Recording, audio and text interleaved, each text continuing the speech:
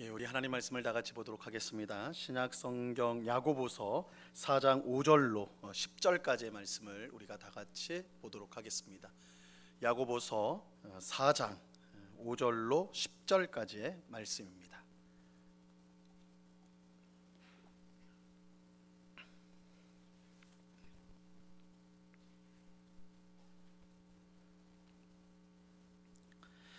야고보서 4장 5절로 10절까지의 말씀, 우리가 한 목소리로 하나님의 말씀을 다 같이 읽도록 하겠습니다. 4장 5절부터 10절을 같이 읽습니다. 시작. 너희는 하나님이 우리 속에 거하게 하신 성령이 시기하기까지 사모한다 하신 말씀을 헛된 줄로 생각하느냐? 그러나 더욱 큰 은혜를 주시나니 그러므로 일러스되 하나님이 교만한 자를 물리치시고 겸손한 자에게 은혜를 주신다 하였느니라. 그런즉 너희는 하나님께 복종할지어다. 마귀를 대적하라. 그리하면 너희를 피하리라. 하나님을 가까이 하라. 그리하면 너희를 가까이 하시리라. 죄인들아 손을 깨끗이 하라. 두 마음을 품은 자들아 마음을 성결하게 하라. 슬퍼하며 애통하며 울지어다. 너희 웃음을 애통으로 너희 즐거움을 근심으로 바꿀지어다. 주 앞에서 낮추라. 그리하면 주께서 너희를 높이시리라. 아멘. 예, 오늘 수요 성경 공부에 오신 우리 성도님들을 진심으로 환영합니다. 우리 앞뒤 좌우에 있는 우리 성도님들 반갑게 인사하겠습니다. 사랑합니다. 축복합니다.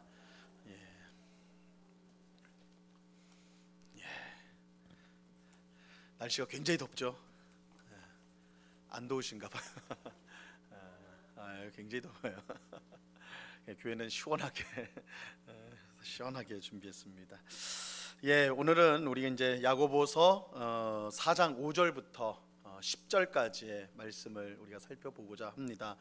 우리가 이제 지난 시간에 4장 1절부터 4절까지 우리가 살펴보았는데 이 경건의 이제 1장 26절 27절에 성도의 경건에 대해서 말씀하면서 경건한 자는 세속에 물들지 않는다 이 말씀을 하셨는데, 이 참 성도의 경건이 세속에 물들지 않는 것, 그것을 이제 구체적으로 이제 설명해 주는 것이 이제 4장 1절부터 4절까지 말씀이었습니다. 그래서 세속에 물들지 않는 것에 관해서 말씀을 하는데, 이제 그 야고보는 다툼과 싸움이 어디서부터 나오느냐 그렇게 하면서 결국 우리의 죄된 우리의 탐욕, 우리의 욕망, 죄된 욕망으로 인해서 그 일이 일어난다. 그래서 하나님께 구하기보다 내 욕망, 내 힘으로 하려다 보니까 다툼이, 교회 안에서 다툼이 나고 싸움이 난다 이렇게 했죠. 그래서 우리가 하나님 앞에 구해야 된다, 기도해야 된다. 다투고 싸운다고 해서 심지어 살인한다고 해도 되는 거 아니다, 얻을 수 있는 거 아니다, 기도해야 된다 이렇게 말씀하시면서, 근데 기도해도 얻지 못하는 경우가 있다. 잘못된 마음으로 욕망으로 기도하는 것은 응답되지 않는다. 오직 하나님의 뜻대로 간구할 때에 응답을 받을 수 있다. 그러면서 이제 마지막에 아주 강하게 책망하죠. 가늠한 여인들아, 가늠한 여인들아. 그래서 세상을 버타는 것이 하나님과 원수되는 것인 줄 알지 못하느냐. 이게 이제 4장 4절의 말씀. 그래서 이 세속화, 우리 성도가 세상, 하나님을 닮아야 되는데 세상을 닮아가는 그 문제에 대해서, 세속화에 대한 문제를 우리가 이제 지난 주에 살펴보았습니다. 오늘은 이렇게 이제 세속화된 성도를 향해서 어떻게 보면 이탈을 한 거죠. 탈선을 해버린 거예요. 하나님을 본받고 하나님의 뜻대로 살아야 되는 성도인데 그 길을 탈선을 해버렸어요. 그럼에도 불구하고 하나님께서는 그런 성도를 향해서 내가 너희를 사랑한다, 내가 너희를 사랑한다 이렇게 이제 말씀하고 있습니다. 자, 그게 이제 이어지는 5절 말씀의 내용입니다. 우리 5절을 함께 읽어보겠습니다. 너희는, 같이 읽겠습니다. 시작. 너희는 하나님이 우리 속에 거하게 하신 성령이 시기하기까지 사모한다 하신 말씀을 헛된 줄로 생각하느냐. 이 구절은 사실은 해석하기가 굉장히 까다로운 구절입니다. 이 학자들이 머리를 싸매고 야, 이거 어떻게 해석해야 되냐 굉장히 이제 그 머리를 싸매는데, 그럴 뜻 그것이 왜 그러냐면 너희는 하나님이 우리 속에 거하게 하신 성령이 시기하기까지 사모한다 하시는 말씀이 헛된 줄 아느냐. 이 말씀이 어디에 나와 있는지를 모르는 거예요. 구약 성경 어디를 찾아봐도 이 말씀 그대로 나온 데가 없어요. 그래서 야, 이거 어디서 가져온 거냐. 그래서 어떤 학자들은 이게 성경이 아니라 성경 외적인 외경에서 가져온 거 아니냐 뭐 이렇게 생각도 하고, 아니다, 맞다, 또 부분만 가져온 거다, 막 하여튼 여러 설이 있습니다. 그래서 굉장히 해석하기가 어려운 구절인데, 제가 이제 몇 가지 이제 주요하게 이제 해석 번역을 한 걸 보면요, 우리가 지금 보고 있는 성경이 개역 개정 성경입니다. 저희가 갖고 있는 개정이 성경이 개역 개정 성경인데, 거기는 어떻게 되어 있냐면 하나님이 우리 속에 거하게 하신 성령이 시기하기까지 사모한다 이렇게 이제 되어 있죠. NIV라는 이제 영어 성경인데요. 뭐 여기서 지금 영어를 말할 건 아니고 그 밑에 이제 제가 번역을 해놨어요. NIV 성경에서는 어떻게 번역을 했냐면 그가 우리 안에 살도록 한 그 영이 우리를 극도로 시기한다. 여기서 이제 이것만 봐도 이게 뭔 소린가 그러 싶죠. 그래서 그가 여기서 그는 하나님인데 하나님이 우리 안에 살도록 한 그 영이 우리를 극도로 시기한다. 이제 좀 어려워요. 미궁에 빠지는데, 또 ESV라는 성경에 보면요 이렇게 번역을 했어요. 그가 우리 안에 살도록 하신 영을 시기하기까지 갈망한다 이렇게 이제 하는데, 자, 이 말씀이 어려운 이유가 이제 세 가지로 생각할 수가 있는데요. 이제 여기 나오는 게 성령, 우리 안에 있는 영이 성령이냐 아니면 사람의 영, 우리의 영이냐, 이것부터 어려워요. 이게 이제 우리는 지금 한글 성경에는 성령이라고 나와 있으니까 성령인데 무슨 사람의 영이냐 하시겠지만, 이 신약 성경이 기록된 헬라어에서 이 푸뉴마라는 단어는 성령을 가리킬 수도 있고 사람의 영을 가리킬 수도 있어요, 그대로. 그래서 특별히 이제 뭐 성령 할 때 거룩한 영이다 그러면 이거 성령이구나, 성령이 거룩한 영이죠 이렇게 되는데, 그냥 영이만 나오면, 이 푸뉴마라는 단어만 딱 나와버리면 이게 영인지, 그러니까 이게 사람의 영인지 이게 하나님의 영, 성령인지 사실은 알 수가 없는 거예요. 알 수가 없어요. 그러니까 여기서부터 이제 헷갈리기 시작하는 거예요. 그러니까 영어 성경들도 성령 혹은 우리 개역 개정에는 성령이라고 했지만 영어 성경들은 다 사람의 영으로 번역을 했어요. 그러니까 이게 이제 차이가 있단 말이에요. 어느 걸 결정해야 되느냐. 그리고 두 번째는 이 영이 주어인지 목적어인지가 또 문제가 돼요. 이거 처음부터 난관입니다. 어려운 말이 계속 나오는데, 주어라면 내 영이 뭐뭐를 했다 이 뜻이거든요. 그러니까 영이 시기하기까지 사모한다, 아니면 영을 시기하고 사모한다, 이게 어느 쪽이냐라는 거예요. 어느 쪽이냐. 점점 미궁에 빠지시는 얼굴인데, 자, 빨리 넘어가서 3번 시기하기까지 사모한다, 이 말이 긍정적인 말이냐 아니면 부정적인 말이냐, 이것도 확정짓기가 너무나 어려워요. 그래서 이제 학자들은 싸우는데, 어쨌든 우리는 학자가 아니니까 학자들은 싸우라고 그러고, 우리가 이제 그러면 이 말씀을 어떻게 이해하면 좋냐, 제가 굵은 글씨로 써놨어요. 두 번째, 문맥상 가장 적당한 번역은 개역 개정이나 ESV라 할 수 있는데, 자, 어떻게 번역하는 게 가장 적당하다고 보냐면요, 하나님은 그가 우리 안에 살도록 하신 영을, 여기서 이제 하나님은 그가 할 때 그는 하나님이에요. 하나님께서 우리 안에 살도록 하신 영, 이거는 우리의 마음, 영혼을 말하는 거예요. 우리의 영혼을 말하는 거예요. 하나님은 그가 우리 안에 살도록 하신 영을, 우리의 영혼을 시기하기까지 갈망한다. 누가요? 하나님이 우리 안에 주신 영혼, 우리의 영혼을 하나님께서 시기하면서까지 갈망한다는 거예요. 갈망한다. 자, 이걸 이제 앞절하고 연결시키면 이제 세상과 보타에서 하나님과 원수된 가늠한 여인과 같은 성도들을 향해서, 성도들이잖아요. 그러면 하나님이 어떻게 해야지 마땅합니까? 심판해야지 마땅하죠. 야단쳐야지 마땅하죠. 그런데 뭐라고 말해요? 하나님께서 너희에게 영혼을 준, 너희의 영혼을, 하나님께서 너희 속에 영혼을 줬는데, 하나님이 그 영혼을, 너희의 영혼을 얼마나 사랑하는지 시기하고 갈망할 정도로, 정말 질투심에 불탈 정도로 그렇게 너희를 사랑한다, 이렇게 이제 그런 의미로 받으시면 되겠어요. 그러니까 그 성도들이 세상을 짝 해가지고 떠났지만, 하나님은 그 성도를 향해서 난 너 못 놓는다, 난 너를 놓아줄 수 없다, 난 너를 꼭 붙들 거야, 난 너를 내 자녀로 반드시 만들어 버릴 거야. 이렇게 한다라는 거예요. 이렇게 한다. 자, 성경이 말하는 하나님의 은혜의 진수가 무엇입니까? 하나님이 우리를 시기하기까지 갈망하여 주시는, 하나님이 우리를 너무너무 사랑하는데, 그러니까 이 표현은요 굉장히 긍정적인 표현인데 아주 세게 말하는 거예요. 세게 말하는 거예요. 내가 정말 너희를 사랑하는데 어느 정도 사랑하냐면 막 시기심이 불타. 그 출애굽기에도 하나님은 이스라엘 백성을 향해서 나는 질투하는 하나님이다, 그죠? 질투하는, 이스라엘 백성이 우상 숭배를 하면 질투심에, 왜냐하면 내 백성, 내가 사랑하는 이스라엘 백성인데 엉뚱한 우상에게 가가지고 절하면 그거 망하잖아요. 그 꼴을 못 보시는 거예요. 하나님이 너무 사랑하기 때문에. 그래서 나는 질투하는 하나님이다 이렇게 했는데, 여기도 비슷한 표현이에요. 시기하기까지 갈망한다. 하나님께서 우리를 얼마나 사랑하시는지 시기하여 갈망할 정도까지 사랑한다는 거예요. 그래서 결코 포기하지 않고 끝까지 붙드시는 사랑, 그것을 극단적으로 표현한 것이 바로 이 시기하기까지 갈망한다, 이 표현 속에 들어가 있는 것입니다. 여러분, 하나님이요 우리를 얼마나 사랑하는지 아십니까? 하나님 우리를 얼마나 사랑하는지 아세요? 우리가 잘못되는 꼴을 하나님 못 보세요. 얼마나 이게 우리가 신앙생활 할 때 우리가 어떤 담대함이 있어야 되는데, 그 담대함이란 건 뭐냐면 하나님 절대 우리 놓지 않는다는 거예요. 하나님 절대 우리 놓지 않아요. 우리가 죄를 짓습니다. 우리가 잘못된 길로 갈 때도 있어요. 불순종할 때 많습니다, 그렇죠? 근데 물론 하나님이 그때부터 우리에게 야단도 치세요, 책망도 하세요. 그런데 절대 포기하는 법이 없다는 거예요. 도망가면요 어떻게 해요? 가서 잡아오시는 거예요. 데려와요. 이걸 가장 잘 보여주는 성경이 있죠. 구약 성경에 호세아서가 그러잖아요. 호세아서. 지난 시간에도 제가 호세아서 말씀을 드렸잖아요. 호세아 선지자가 고멜이라는 음란한 여인과 결혼했잖아요. 하나님이 하라고 그래가지고. 근데 이 고멜이 거룩한 선지자와 결혼 생활을 하다가 다른 남자 품에 안겨버렸어요. 도망가 버렸단 말이에요. 근데 하나님께서 호세아한테 뭐라고 명령해요? 가서 데려오라는 거예요.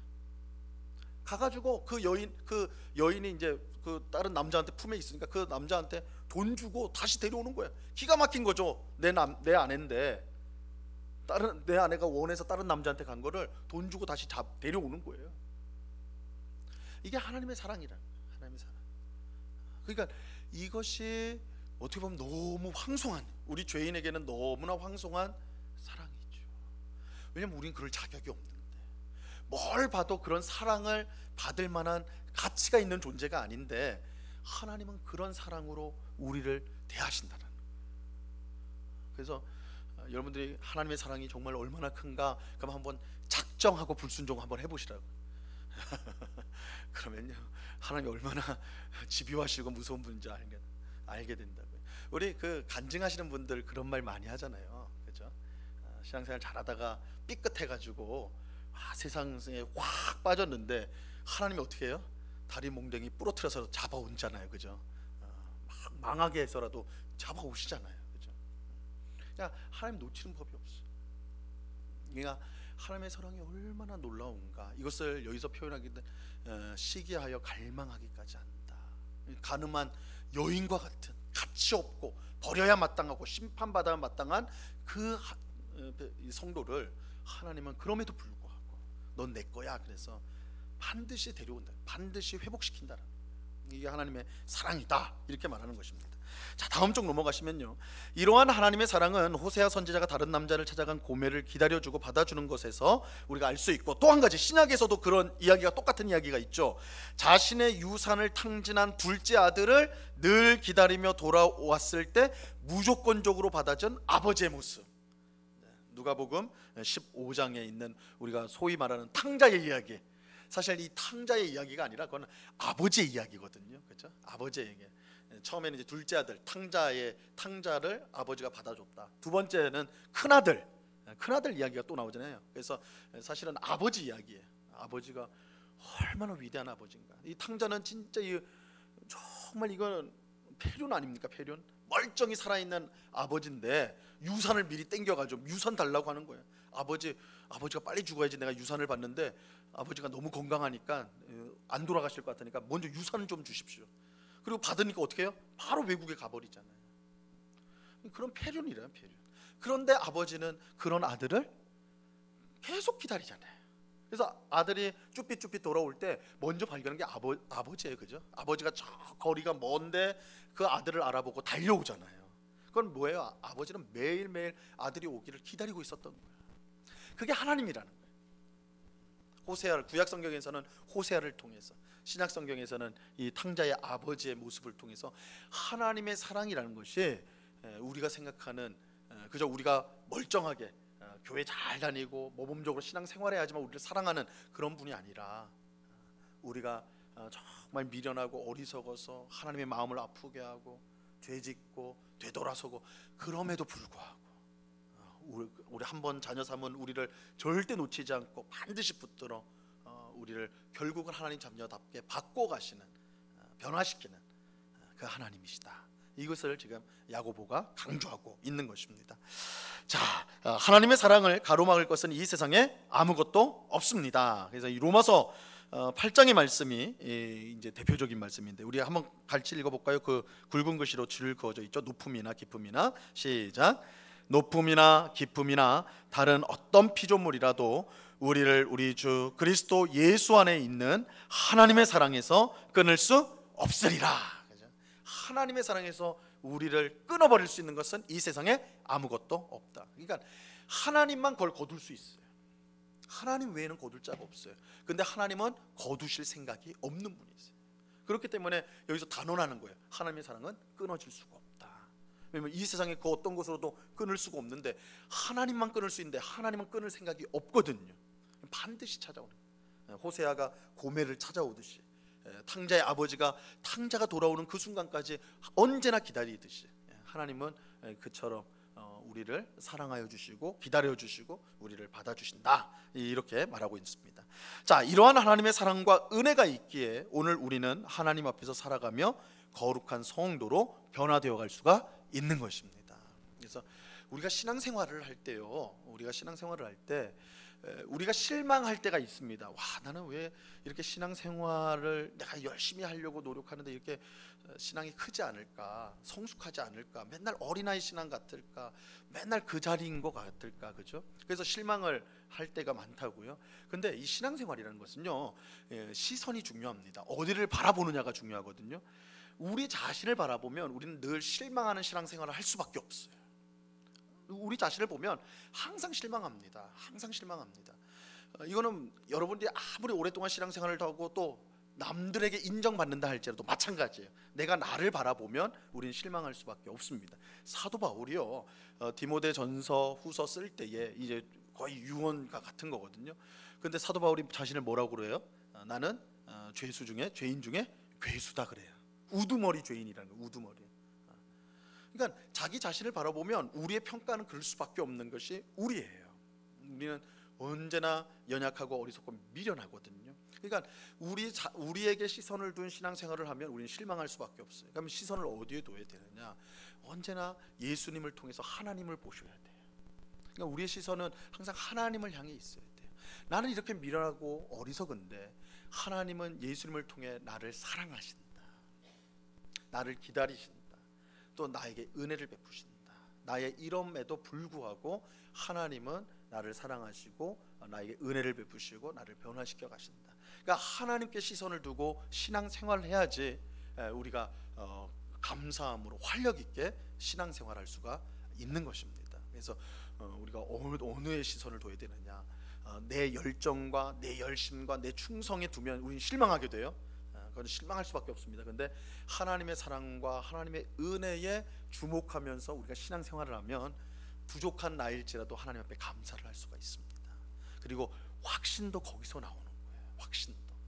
이거는 내가 성경 열심히 읽고 기도에 열심히 하고 예배 한 번도 안 빠지고 봉사도 열심히 하고 그럴 때 우리 마음속에 확신이 생기죠. 아, 나는 진짜 천국 백성이 같고 하나님 자녀답다, 이렇게 하는데, 근데요, 그게요, 순식간에 엎어져 버려요. 그죠?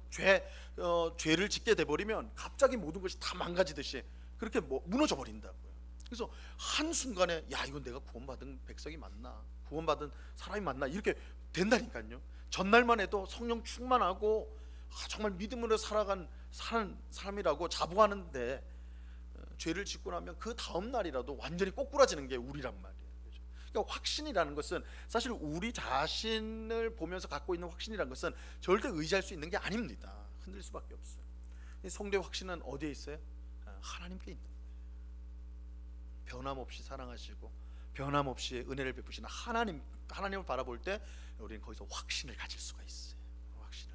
그러니까 우리의 구원의 확신도 결국 하나님을 바라볼 때에 우리가 확신을 가질 수가 있는 것입니다. 그래서 신앙생활은 어디를 바라보냐가 굉장히 중요합니다. 내가 아니에요. 아무리 내가 지금 괜찮게 사는 것처럼 생각해도 나를 바라보면 결국 실망합니다. 그런 나를 사랑하시는 하나님, 변치 않는 하나님, 호세와 같은 또 탕자의 아버지 같은 그 하나님을 바라보면서 신앙생활할 때 우리는 확신을 가지고 감사를 할 수가 있는 것입니다. 자, 6절을 보겠습니다. 6절 같이 읽습니다. 그러나 시작. 그러나 더욱 큰 은혜를 주시나니 그러므로 일렀으되 하나님이 교만한 자를 물리치시고 겸손한 자에게 은혜를 주신다 하였느니라. 하나님의 은혜는 끝이 없어요. 언제나 우리가 생각하는 그 이상입니다. 하나님께서 시기하여 갈망하기까지 우리를 사랑하시는 은혜보다 더 큰 은혜가 있다 지금 말하고 있어요. 그러나 더 큰 은혜를 주신다.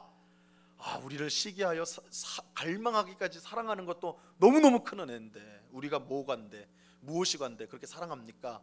이런데 더 큰 은혜를 주시겠다라는 거예요. 그 은혜가 뭐냐? 야고보는 잠언 3장 34절 말씀을 인용을 합니다. 진실로 같이 한번 읽어보겠습니다. 시작. 진실로 그는 거만한 자를 비웃으시며 겸손한 자에게 은혜를 베푸시나니. 자, 하나님 베푸시는 더 큰 은혜가 무엇인지 알기 위해서 우리는 교만과 겸손을 우리가 이제 대조해서 생각해 보아야 합니다. 그 이유는 모든 죄의 뿌리, 싸움과 다툼, 4장 1절에 싸움과 다툼이 나오는데 모든 죄의 뿌리가 교만에 있기 때문에 그렇습니다. 교만. 그래서 교만과 상대되는 것이 이제 대조되는 것이 반대되는 것이 겸손이에요. 교만과 겸손 이것인데, 여러분 교만이라는 것은 제가 몇 번 사실은 말씀을 드렸습니다. 교만은 잘난 척하는 거 아니라고 그랬어요. 우리는 항상 교만하면 막 목이 꼿꼿하고 그죠? 콧대가 높고 막 이런 것만 생각하기 쉬운데 아닙니다. 성경에서 말하는 교만은요, 하나님 없이도 내 힘으로 얼마든지 살 수 있다라고 생각하는 게 교만입니다. 교만. 하나님 없이 내 힘으로 살 수 있다고 생각하는 거. 이거를 좀 더 심각하게 표현하면요, 내가 하나님 되려고 하는 거. 그게 교만이에요. 그게 교만입니다. 이는 이제 이런 교만은요, 하나님께서 금지하신 것에도 불구하고 아담과 하와가 선악을 알게 하는 나무의 열매를 먹은 정확한 이유가 되는 것입니다.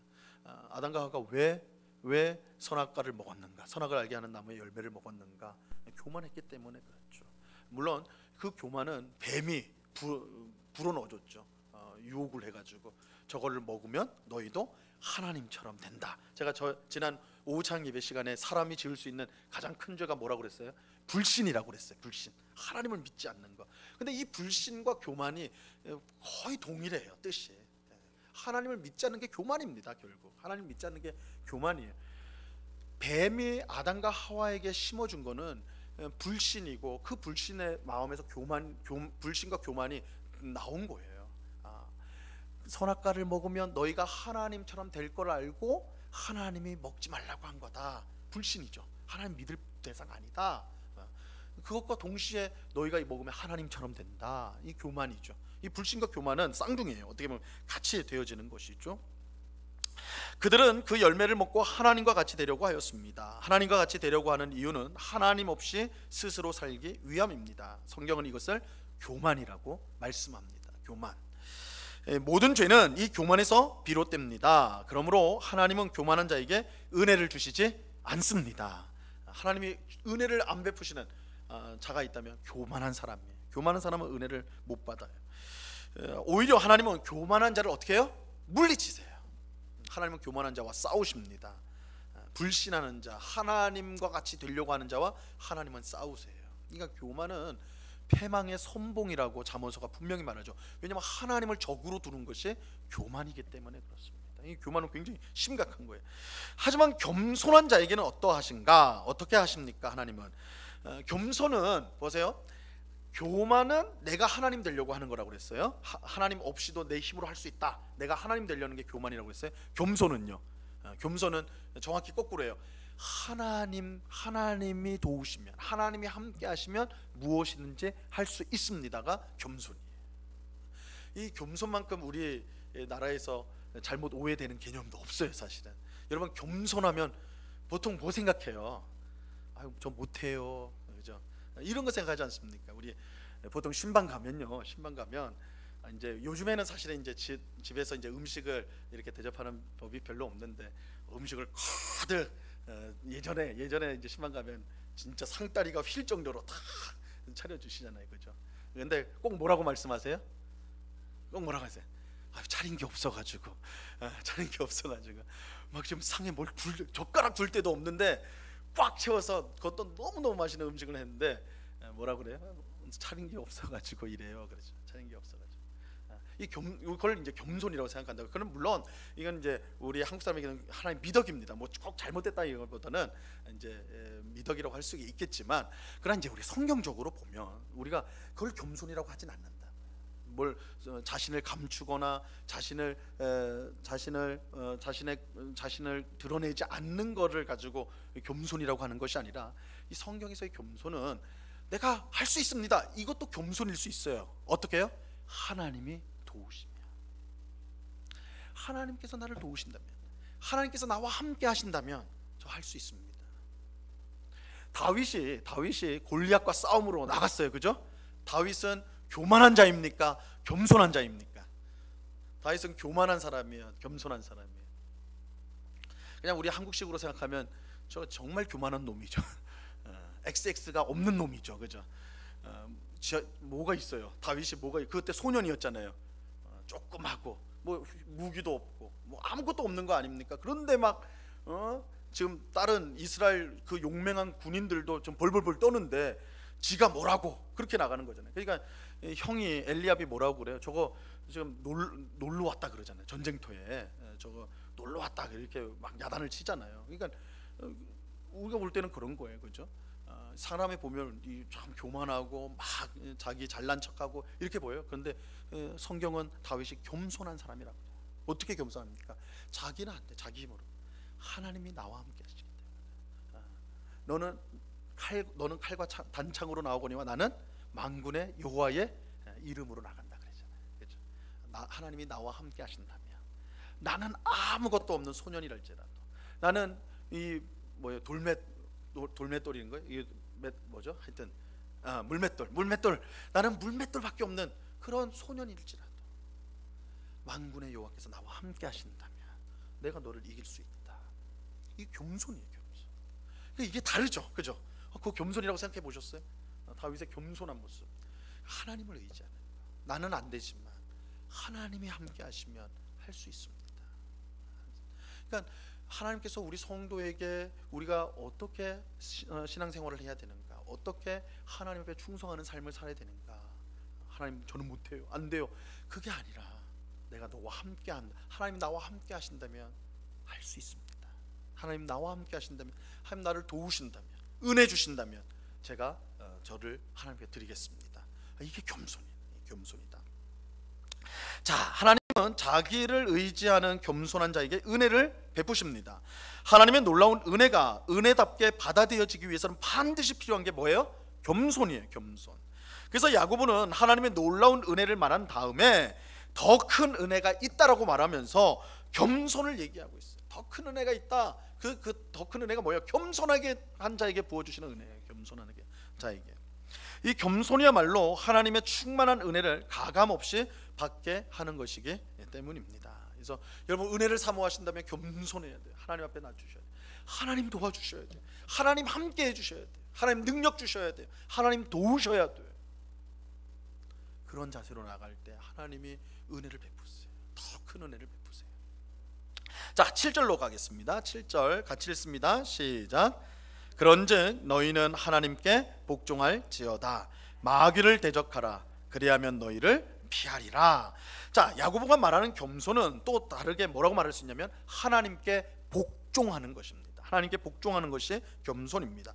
이 복종한다는 말은 하나님을 주님으로 모신다는 거예요. 하나님을 주님으로 모신다는 거. 구원받아 성도가 된다는 것은요, 여러분, 우리가 성도가 된다는 거, 구원을 받았다는 거, 성도가 된다는 것은요, 주인이 바뀌었다는 의미입니다. 주인이 바뀌었다. 그래서 이걸 좀 어려운 말로 주권전이라고 부르는데, 주권이 뭐예요? 주권이, 이 나라의 주권은 누구에게 있어요? 이 나라의 주권은 대통령에게 있는 게 아니라 누구한테 있어요? 국민에게 있죠.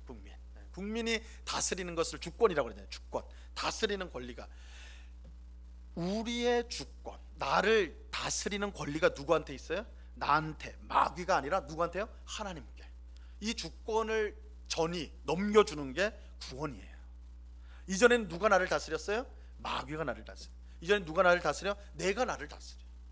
내가 살고 싶은 대로, 내가 원하는 대로. 그런데 구원받았다는 것, 성도가 된다는 것은 주인이 바뀐 거예요. 주권자가 바뀐 거예요. 그 주권이 전이 됐다, 이렇게 말을 하는 거예요. 그래서 이게 성경이 말하는 구원의 한 모습이에요. 한 모습. 구원이 뭡니까? 주권이 바뀌었다, 주인이 바뀌었다. 주인이 바뀐 것을 구원이라고 합니다. 여러분, 저번에도 제가 설교를 통해서 말씀을 드린 적이 있는데, 이 구원이요, 성경에서는 여러 가지로 표현이 됩니다. 다양하게 표현이 돼요. 부르심, 하나님이 우리를 불러주신 게 구원이고요. 칭의, 그죠? 우리를 의롭다 칭하는 게 구원이고요. 성화, 우리가 거룩하게 되는 게 구원이고, 우리가 하나님의 자녀, 양자가 되는 거, 양자됨, 이게 구원이에요. 구원. 그리고 우리가 영광스럽게 되는 거, 하나님과 화목되는 거, 이게 다 구원이에요. 다 구원. 그러니까 우리가 보통 이제 구원받는다라고 할 때 우리는 단순하게 천국 들어가는 것 정도로만 생각하기 쉬운데, 성경에서 말하는 구원이란 것은 이 천국에 가는 것을 포함하여서 굉장히 커요. 그래서 아주 다양하게 설명을 하는 거예요. 다양하게. 그래서 우리가 성경에 나와 있는 이 구원의 표현들을 잘 우리가 이제 익힐 필요가 있는 거예요. 배울 필요가 있어요. 그러면 우리가 받은 구원이 얼마나 풍성한가. 구원이란 건 하나님 우리를 불러주신 거다. 하나님 불러주신 거다. 구원이란 것은 우리가 하나님 앞에 의로운 자로 인정을 받는 거다. 구원이란 것은 우리가 거룩해지는 거다. 구원은 하나님의 자녀가 되는 거다. 구원은 천국에 가는 것이다. 구원은 하나님과 화해하는 것이다. 화목한 것이다. 그렇죠? 그리고 오늘 말씀에서는 구원은 하나님을 주님으로 모시는 것이다. 내 인생의 주님으로 모시는 것이다. 이게 이제 성경이 말씀하는 구원의 굉장히 다양한 모습들이에요. 다양한 모습들. 그래서 우리가 이 구원의 풍성한 내용을 알면 알수록 우리가 받은 구원이 얼마나 놀라운 것인가, 그걸 깨닫게 되는 것이죠. 자, 한편 하나님께 복종하는 것이야말로 마귀를 대적하는 가장 지름길이다, 이렇게 이제 말할 수가 있습니다. 마귀는, 우리 다음 장으로 넘어갑니다. 아담 이후 인류가 하나님을 대적하도록 만드는 근본적 원인이라고 할 수가 있습니다. 마귀는 우리 안에 있는 죄성을 계속해서 건드려 가지고 하나님을 대적하도록 만들어요. 하지만 이 마귀를 우리 스스로의 힘으로는 이길 수가 없어요. 마귀를 우리 힘으로는 이길 수가 없습니다. 마귀를 대적하는 유일한 길은 하나님께 복종하는 것입니다. 하나님께 복종하는 거예요. 마귀는 우리의 죄를 먹고 산다고 해도 과언이 아닙니다. 우리가 하나님을 우리의 주님으로 모시고 복종한다면 그것은 마귀의 밥줄을 끊는 것과 동일한 것입니다. 이 표현 멋있지 않아요? 그죠? 마귀는 죄를 먹고 사는데, 우리가 죄를 지으면 지을수록 마귀는 포동포동 살이 찌겠죠? 힘도 세지겠죠? 그래서 더 우리를 세게 죄로 끌고 가는 거예요. 그러면 어떻게 해야 되느냐? 마귀의 밥줄을 끊어놔야 된단 말이에요. 어떻게 끊어놓을 수 있습니까? 우리가 하나님께 복종해야 돼. 하나님께 순종. 어떤 일을 결정할 때 마귀는 우리 마음을 추동하죠. 야, 네가 원하는 대로 해. 네 것을 더 움켜줘. 싸워, 다퉈. 손해 보면 안 되는 거 아니야? 이렇게 하잖아요. 그때 우리가 하나님께 복종하면 마귀의 밥줄을 끊는 거예요. 그러니까 마귀를 우리가 대적한다는 것은, 여러분, 우리가 아무리 여러분 운동을 열심히 헬스장 가가지고 여러분 역기를 막 열심히 들어보세요. 아무리 근육이 불룩불룩해도 마귀랑 싸울 수 있는지? 아니에요. 우리의 싸움은 혈과 육에 대한 것이 아니라 그랬잖아요. 몸으로 싸우는 거 아니란 말이에요. 영적인 싸움이에요. 그러니까 우리의 힘으로는 마귀를 대적할 수가 없어요. 마귀를 대적할 수 있는 길은 우리가 하나님께 복종하는 길이에요. 그래야지 마귀가 허약해져요. 우리의 죄를 먹고 사는 게 마귀인데 허약해져요. 하나님께 복종하는 것, 그것이야말로 우리가 마귀를 대적하는 길인 것입니다. 자, 보세요. 예수님이 공생애를 시작하기 전에 마귀에 의해서 세 차례 이제 시험을 받으셨죠. 광야에서 세 가지 시험을 받으셨습니다. 이때 예수님은 무엇으로 마귀의 시험을 물리쳤습니까? 뭘로 물리쳐요? 말씀으로 물리쳐요. 특히 신명기 말씀으로, 마귀가 돌로 예수님이 40일 금식을 하셨으니까 배가 너무 고픈 거예요. 그걸 알고 마귀가, 야, 너 하나님의 아들이잖아. 저 앞에 돌을 너 떡으로 만들어서 먹어. 너 돌을 얼마든지 떡으로 만들 수 있는 능력이 있잖아. 왜 능력을 안 쓰니? 그죠? 그러니까 예수님 뭐라고 그래요? 신명기 말씀을 인용해서 사람이 떡으로만 살 것이 아니요 오직 하나님의 입으로 나오는 모든 것으로 살 것이니라. 하나님 말씀으로 산다, 이렇게 말씀하시잖아요. 그 다음 시험에서도 마찬가지로 예수님은 자신의 능력이나 힘을 과시하지 않고 어떻게 해요? 하나님의 말씀으로 마귀를 대적을 해요. 예수님은 하나님의 아들이세요. 그에게는 능력이 있어요. 권세가 있어요. 근데 사용하지 않으셨어요. 어떻게 합니까? 하나님을 의지하셨어요. 하나님의 말씀, 하나님의 능력, 그것을 예수님 의지하셨어요. 우리가 이제 지금 우리 새벽마다 마태복음을 보고 있는데, 우리가 복음서를 보면 간간히 우리의 주목을 끄는 구절들이 나와요. 예수님께서 기도하신 것. 특히 이제 누가복음은 예수님의 기도에 대해서 강조를 많이 하거든요. 성령과 기도가 중요한 주제이기 때문에 이제 예수님의 기도가 많이 나오는데, 예수님은 새벽 미명에, 그죠? 해가 뜨기 전에 홀로 가셔서 기도하신다. 그리고 밤새, 그러니까 새벽 기도를 예수님이 하셨고, 또 제자들을 선택하기 전날 밤은 철야를 기도하셨어요. 밤에 기도하셨어요. 그 피곤한 막 하루 종일 병자들 고치고 복음 전하고 그랬을 때 이제 집에 가서 빨리 쉬고 싶으신데, 그때도 홀로 아무것도 없는 곳에 가서 기도하셨다. 예수님은 항상 기도하셨어요. 이게 뭘 말하는 걸까요? 사실은 예수님은 하나님의 능력이니까 자신의 능력으로 모든 걸 할 수 있는 분 아니겠어요? 그럼에도 불구하고 예수님이 시시때때로 기도를 하셨다는 것은 자신의 능력이나 힘을 의지하지 않고 하나님의 아들임에도 불구하고 오직 하나님만 의지하겠다는 걸 보여준 것이죠. 예수님의 공생의 기도를 그렇게 힘써 하셨다는 것은 내 힘으로 하나님의 뜻을 이루지 않고 하나님의 힘으로, 하나님의 능력으로 하나님의 뜻을 이루겠다라는 것을 보여주는 것이라고 할 수가 있는 것입니다. 그래서 예수님은 항상 하나님을 의지하였다. 그런데 보세요. 하지만 마귀의 시험은 여기서 그치지 않았습니다. 마귀는 끊임없이 예수님을 괴롭혔습니다. 그 절정은 겟세마네 동산에서 일어나게 됩니다. 십자가 지기 전날 밤이죠. 전 밤이죠. 예수님은 눈앞에 둔 십자가 앞에서 고뇌하셨습니다. 십자가 죽음 앞에서 고뇌하셨어요. 마귀는 이 순간을 놓치지 않았습니다. 물론 마귀는 드러나게 역사하지는 않았지만 하나님의 뜻에 반하도록 하는 모든 일은 마귀의 역사입니다. 그래서 하지만 예수님은 어떻게 물리치셨는가? 예수님 그 유명한 기도를 하셨죠. 이 잔을 내게서 옮겨 주십시오. 할 수만 있거든. 그러나 내 원대로 마시고 아버지의 원대로 되기를 원합니다. 이렇게 기도하셨죠. 결국 하나님 앞에 자신을 맡기셨습니다. 하나님께 복종하는 것이야말로 마귀를 대적하는 유일한 방법임을 예수님은 그 삶을 통해서 분명하게 우리에게 가르쳐 주셨습니다. 그래서 우리 겸손이라는 게 뭐예요? 하나님께 복종하는 거다. 그리고 이 복종하는 것은 마귀를 대적하는 가장 강력한 방법이 되는 것입니다. 그래서 우리가 마귀, 귀신하면 그 영적인 존재 때문에 우리가 두려워하거나 깨림직하거나 이렇게 생각하기 쉬운데, 사실 우리가 마귀나 뭐 이런 존재에 대해서 과하게 생각할 필요가 없습니다. 그걸 부정할 필요도 없지만 또 과하게 생각할 필요도 없어요. 그러니까 어떤 이단들처럼 막 모든 걸 귀신의 역사처럼, 내가 뭐 감기 걸려도 귀신에 걸려서 이런 거다, 그죠? 막 이렇게 그렇게 과하게 생각하는 것은 절대 하나님의 뜻이 아닙니다. 그건 마귀가 좋아하는 것이죠. 그래서 우리가 그런 과하게 생각할 필요가 없이 오히려 성도가 주목해야 될 건 뭐냐면, 우리가 하나님께 복종하면 마귀는 힘을 못 쓴다라는 것을 꼭 기억하셔야 돼요. 우리가 하나님께 순종할수록, 하나님의 말씀을 들을수록 마귀는 우리에게 어찌할 수가 없다라는 것을 우리가 이제 기억을 해야 됩니다. 자, 8절로 가겠습니다. 8절 같이 읽습니다. 하나님을 같이 읽습니다. 시작. 하나님을 가까이 하라. 그리하면 너희를 가까이 하시리라. 죄인들아 손을 깨끗이 하라.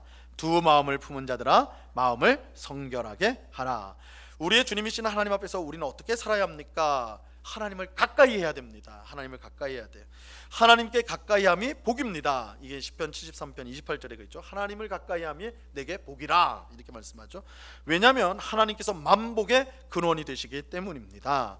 하나님은 겸손히 자기를 의지하며 자기 앞에 나오는 백성을 결코 물리치지 않습니다. 주 앞에 나오는 겸손한 백성을 하나님은 친히 만나 주십니다. 그에게 복을 내려 주십니다. 그래서 하나님을 가까이 해야 돼요. 하나님을 가까이 해라. 하지만 하나님 앞에 나오는 사람이 꼭 기억해야 될 게 있습니다. 꼭 기억해야 돼요. 그냥 하나님께 무조건 가까이 나가면 되느냐, 하나님을 무조건 찾으면 되느냐, 하나님 앞에 나갈 때 합당한 모습으로 나가야 됩니다. 우리가 거룩해야 합니다. 거룩해야 하는 것입니다. 이 거룩이란 말은요, 거룩이란 말은 이 성별이란 뜻이에요. 성별되다. 그래서 간단하게 말하면 하나님의 것이 된다는 거예요. 하나님의 것이 거룩입니다. 거룩. 그러니까 하나님의 것이 되는 것, 이게 성별, 거룩하게 분리시킨다는 거 아니에요? 그래서 거룩이라는 것은 우리가 하나님의 것이 된다라는 것입니다. 그래서 하나님께 구분되어서 드려지는 것, 이걸 이제 거룩이라고 하는 것이죠. 만약 여전히 세상 가운데 젖어서 죄를 사랑하고 두 마음을 품고 있다면 하나님께 나아갈 수가 없습니다. 왜냐하면 하나님은 죄인과 함께할 수 없기 때문입니다. 그래서 우리가 이사야서 6장에 보면 이사야 선지자가 하나님을 배웠잖아요. 환상 중에 하나님을 봤는데 여러분은 어떻습니까? 하나님을 내 눈으로 본다. 딱 여러분이 이제 집에 탁 가시는데 어두운 골목에서 하나님이 짠 하고 나타났다. 어떠실 것 같아요? 좋습니까? 아니면 안 좋습니까? 하면 또 그것도 그러네. 하여튼 어떨까요? 이사야 선지자는요, 하나님을 뵙고 첫 마디가 망했다였어요. 망하였도다. 왜냐하면 내가 죄인인데 의로우신 하나님을 배웠으니 나는 망했다. 이것이 죄인인 우리가 하나님 앞에 설 수 없는 이유예요. 이 죄라는 것은 너무나 거룩하고 의로우신 하나님 앞에 이 죄인은 그 앞에 감히 설 수가 없어요. 그래서 요한계시록에 보면 마지막 날에 일어날 일들 중에 하나님이 나타나실 때 이 죄인들이 뭐라고 합니까? 산들아 우리 위를 덮으라 그래요. 끔찍한 말 아니에요? 산들아 우리를 위해 덮으라. 왜 그러냐면 하나님의 그 영광의 빛이 너무 죄인인 자신들이 감당할 수가 없는 거예요. 그러니까 산들아 우리를 덮어버려라 이렇게 말하는 거예요. 죽음보다 더 두려운 거에 하나님의 영광의 빛이라는 거예요. 그래서 죄인은 하나님 앞에 설 수가 없어요. 그렇기 때문에 하나님을 가까이 해야 되는 것이 복인데 어떻게 해요? 거룩함으로 나아가야 돼요. 우리가 거룩해져야 된다. 그래서 세상 가운데 죄를 사랑하고 두 마음을 품고 있으면 하나님께 갈 수 없습니다. 하나님은 죄인과 함께 할 수 없기 때문입니다. 자, 하나님께 가까이 나고자 하는 성도는 자신을 세상과 구별시켜야 합니다. 하나님과 세상을 함께 사랑하는 두 마음으로는 하나님을 가까이 할 수 없기 때문입니다. 그렇다면 그러면 우리가 정말 거룩해지기까지는 하나님께 갈 수 없습니까? 그렇지 않죠. 항상 회개하는 마음으로 하나님께 나아가는 것이죠. 회개하는 마음. 그래서 하나님께 저를 거룩하게 해주십시오. 저를 깨끗하게 해주십시오. 회개하는 심정으로 나아갈 때 하나님은 그런 우리를 불쌍히 여기셔서 우리를 받아주신다는 거예요. 그런데 마치 우리가 하나님 앞에 아무 때나 나갈 수 있는 것처럼 생각하고 그렇게 신앙생활한다면 굉장히 그거는 위험한 것이 되는 것이죠. 자, 9절로 가겠습니다. 9절 같이 읽겠습니다. 슬퍼하며 시작. 슬퍼하며 애통하며 울지어다. 너희 웃음을 애통으로 너희 즐거움을 근심으로 바꿀지어다. 자, 더 큰 은혜를 받기 위해서 우리는 무엇보다 겸손해야 된다고 그랬어요. 그리고 주님 대신 하나님께 복종해야 돼요. 겸손하고 복종해야 돼요. 그리고 하나님을 가까이 해야 돼요. 우리를 거룩하게 해야 된다는 뜻입니다. 그런데 이 모든 일은 무엇으로 시작이 될까? 우리가 난 겸손하자 이러면 되는가? 하나님께 내가 복종하자 이러면 되는가? 안 된다는 거예요. 뭘로 시작을 해야 되느냐? 철저한 자기 부인으로 시작해야 돼요. 자기 부인으로 시작을 해야 돼요. 죽어야지 새롭게 살 수가 있습니다. 우리가 죽어야지 새롭게 살 수가 있어요. 웃음과 즐거움은 살아있는 승리자의 태도입니다. 반면에 자기 절망에 빠진 사람은 어떻습니까? 슬퍼하고 애통하며 울게 되는 거예요. 물론 이것은 성도가 궁극적으로 가져야 될 태도는 아니죠. 우리는 하나님을 믿는 사람들은 하나님이 주시는 복과 은혜와 즐거움과 기쁨으로 충만한 게 그 궁극적인 모습이겠죠. 그러나 그 완성에 이르기까지는 그 과정 속에는요, 반드시 자기를 부정하는, 내가 정말 아무것도 아니고 내가 참으로 하나님 앞에 악한구나, 이런 것들을 분명히 깨닫는 그 과정을 지나가야 된다는 거예요. 자기의 죄성과 교만에 대해 철저하게 슬퍼하고 애통하며 울지 않으면 자기 기만에 빠질 수밖에 없는 것입니다. 하나님을 의지하지 않는 자신과 이 세상에 대해서 우리는 슬퍼해야 된다. 앞으로 당할 수밖에 없는 무서운 심판 앞에서 우리는 애통해야 합니다. 그리고 살려달라고 우리는 울어야 합니다. 지금이 슬퍼할 때고, 지금이 애통할 때고, 지금이 울 때다. 야고보가 그렇게 말하고 있는 것입니다. 사실 이건 예수님의 말씀이기도 해요. 예수님이 팔복을 말씀하면서 복 있는 사람에 대해서 말씀하셨죠. 그래서 심령이 가난한 자는 복이 있나니 천국이 저들의 것이요, 그 다음에 뭐예요? 마음이 애통한 자라. 마음이 애통한 자는 복이 있나니, 그렇죠? 저들이 위로를 받을 것이다 했잖아요. 애통한 자. 여기서 왜 애통한 자가 복이 있는가? 여기서 애통한 자는요, 그저 어떤 슬픈 일이 많아가지고 애통하다는 뜻이 아닙니다. 자기 자신이, 마음이 가난한 자가 연결이 되는데, 마음이 가난한 자가 애통하게 되는데, 마음이 가난하다는 것은 내가 하나님 앞에서 어떤 것도 제대로 할 수 없는 영적인 파산자라는 걸 깨달은 거예요. 그게 심령이 가난한 자예요. 자기가 심령이 가난한 자라는 걸 알면 애통한 자가 돼요. 자신의 영혼에 대해서 슬퍼하는 거예요. 그래서 어디까지 이르러요? 거기서 참신자는 애통함으로 말미암아 하나님을 찾게 돼 있어요. 하나님의 위로를 구하게 돼 있어요. 세상적 위로가 아니라. 근데 참신자가 아닌 자는 아예 절망으로 빠지든지 세상으로 빠져버리는, 쾌락주의로 빠져버리든지 그렇게 가버린다고요. 근데 참신자는 자신의 심령이 가난하고 그래서 애통해서 뭘 찾아요? 하나님을 찾아요. 그래서 복 있는 자라고 말하는 거예요. 복 있는 자. 그러니까 이 애통하는 것은 결코 우리 그리스도인들이 피해야 될, 없어야 될 모습이 아닙니다. 우리는 하나님 앞에서 애통한 자가 돼야 돼요. 우리 심령 속에 애통함이 있어야 돼요. 우리의 죄됨.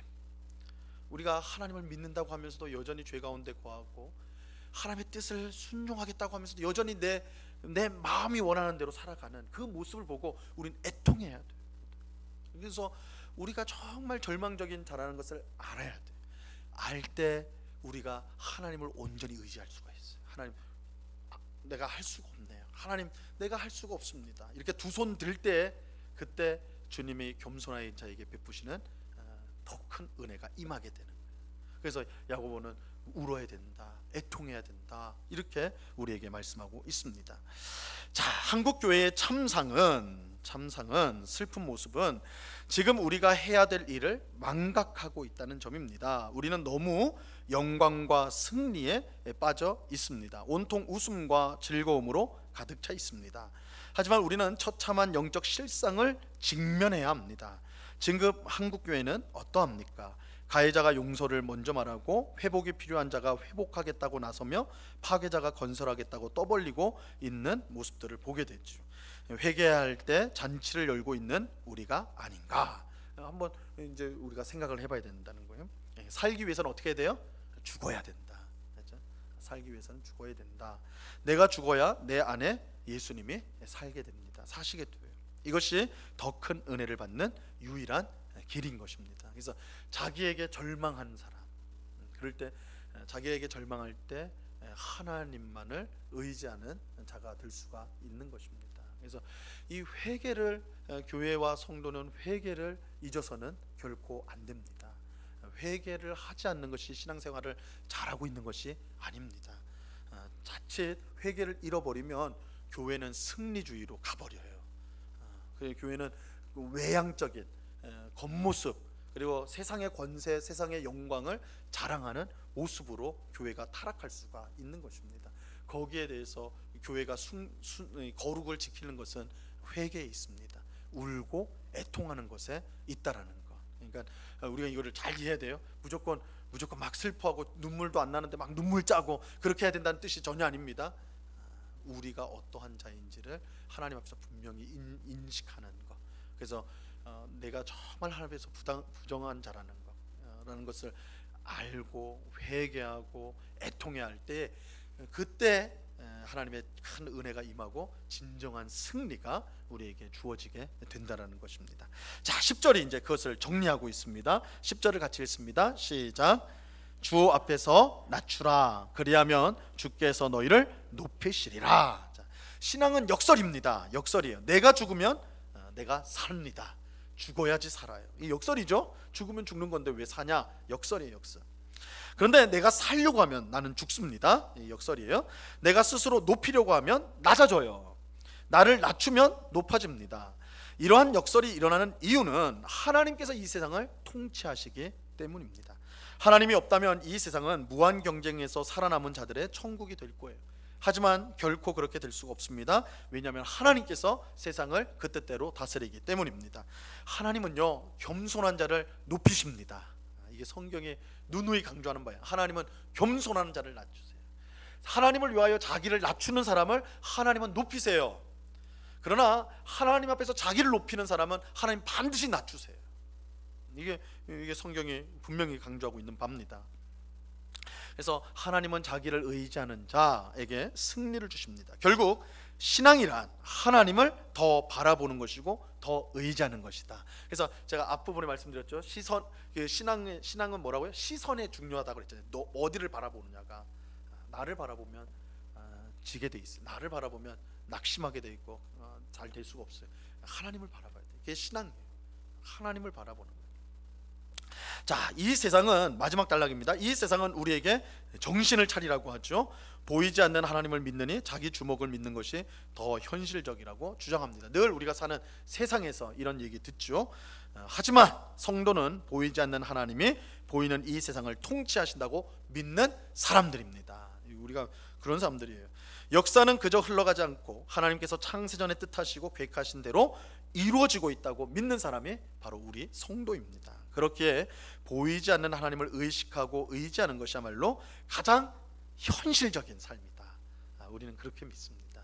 그래서 우리가 세상 살아가는 방식, 세상 사람들이 하는 길, 그 길이 세상 사람들은 그게 맞고 그게 현실적이고 그것이 옳다고 하지만 우리는 비록 보이지 않지만 우리가 믿는 하나님이 이 세상을 다스리고 그 뜻대로 다스리시기 때문에 하나님을 의지하며 사는 것이 가장 현실적인 삶이라고 확신하고 그것에 맞게 살아가는 사람들입니다.